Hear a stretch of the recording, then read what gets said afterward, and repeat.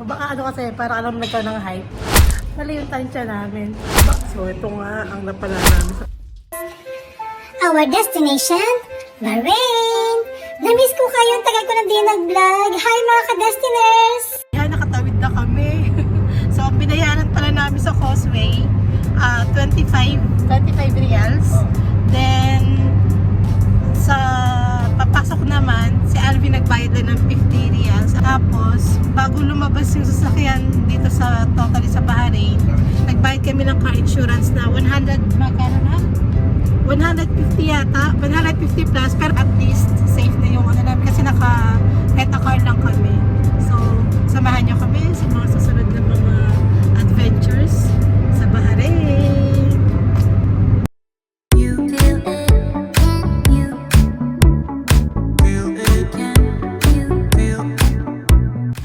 At pagkatapos namin magpaikot-ikot sa Manama, ayan, nakating na natin finally ang Bahay Kubo!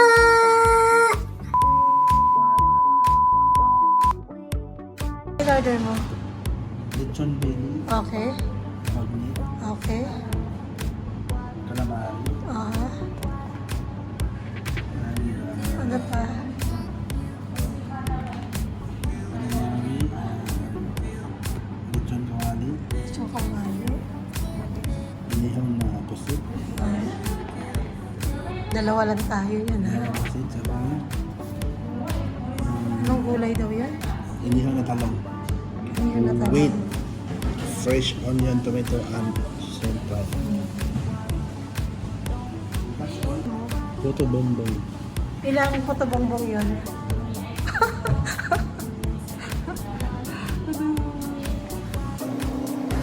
At eto na nga, isa-isa lang dumating ang mga in-order namin. Kain po! At syempre, ang hinihintay namin, wow! 1 kilo kasi ang order niyan. Hindi ka pwede umorder ng kalahati, kaya wala kaming choice. So, after namin mag-order na kung anik-anik, I therefore conclude. Mga takong mata kami. Hindi namin na maubos. Ang dami namin na order. Para alam nagkaroon ng hype.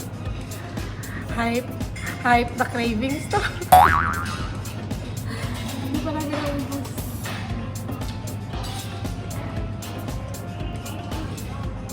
Hindi namin maubos.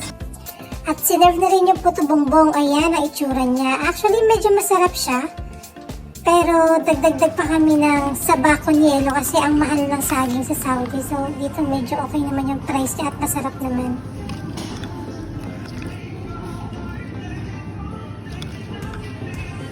So, ito nga ang napala namin sa pagkain sa Bahay Kubo. Huwag kayong mag-alala mga ka-destiners, wala naman pong nasayang na pagkain. Syempre, madiskarte ang ka-destiners nyo na pa-take out natin. Kaya ito kami, naglalakad-lakad, naghanap ng souvenir, malapit sa Bab Al Bahrain. Ayan ang aking asawa, pumipili ng mga souvenir.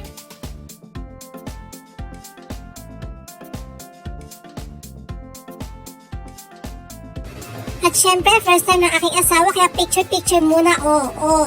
Pak!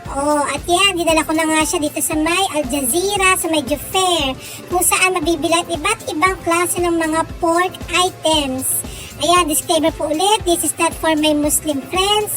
Kaya, pasensyahan nyo na at excited lang kaming mag-window shopping. Yes, binusog namin ang aming mga mata dahil hindi naman kami magdadala nito sa kingdom at mahirap na.